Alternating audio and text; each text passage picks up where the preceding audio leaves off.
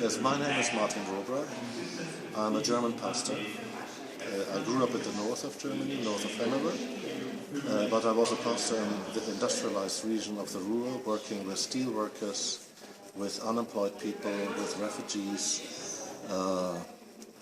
during a time when we had great structural changes. Steel plants were closed down, coal mines were closed down.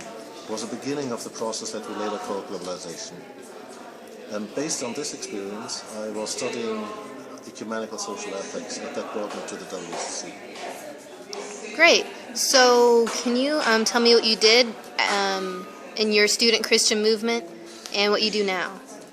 Student Christian movement was great because in our university we had, of course, two student pastors, two chaplains, and a very lively students congregation, group of students, and we got involved in national commissions on theology, and the woman who became my wife, Barbara, in the International Commission, she had the better part because she should journey.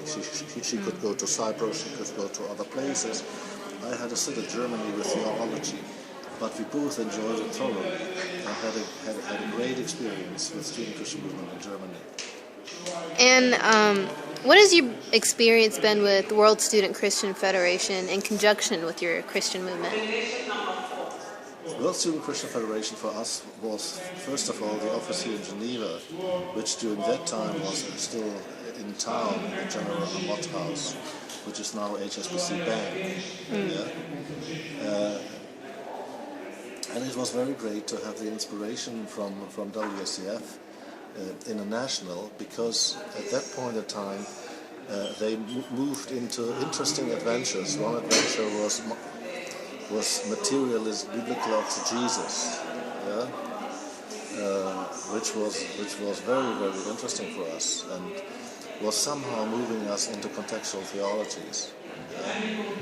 We were greatly inspired by the leadership here in Geneva of the World Student Christian Federation, but also the connections that we could make through the WSCF with movements like the Sahrawi Liberation Front, the students. I will never forget a great meeting in Cyprus, only 2 years after the occupation, with students from all over the Middle East, because Cyprus was a place where people from Arab countries, from Israel and so on, could actually meet and could discuss the situation and could speak about human rights, violations of human rights, and how things have to change so that there will be peace.